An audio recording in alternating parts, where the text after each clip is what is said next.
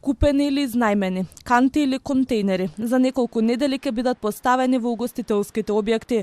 Тарифникот за подигање на отпадот допрва ќе се утврдува, иако угостителите очекуваат цената да биде разумна. Заврши состанокот во јавното претпријатие Комунална хигиена, а двете страни изразија задоволство од процесот. Угостителите денеска по средбата очекуваат трајно решение за проблемот, по претходните реакции од надлежните и обвинувањата, дека токму тие се виновни за фрлање отпад во вечерните часови. Во меѓувреме ние како угостители меѓу себе ќе искомуницираме комплетно и ќе треба да обезбедиме секој кај својот локал да обезбеди простор каде ќе си го чува тој сад.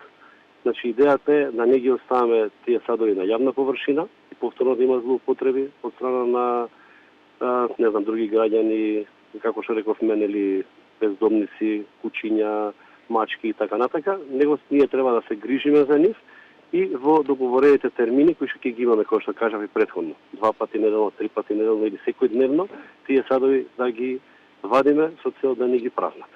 Дека е постигнат договор потврдуваат и од јавното претпријатие Комунална хигиена.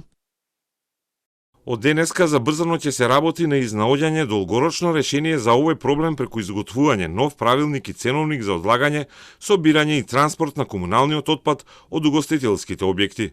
Во меѓувреме, одлуката за забрана за фрлање отпад од 22 часот навечер до 6 часот наутро е објавена во службен гласник и стапува на сила. Градските и општински инспектори го следат несовесното одлагање и засега изрекуваат само опомени.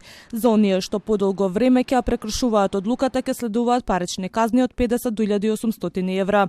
Паралелно со ова градот се справува и со нов еколошки инцидент. Синоќа на булеварот Александар Македонски во општина Гази Баба било забележано масивно истекување хемиска пена од средишната шахта, која потекнувала од правен субјект во непосредна близина. Инспектори извршиле увид, а од шахтата, коловозот и од уредите на фирмата се земени примероци за анализа.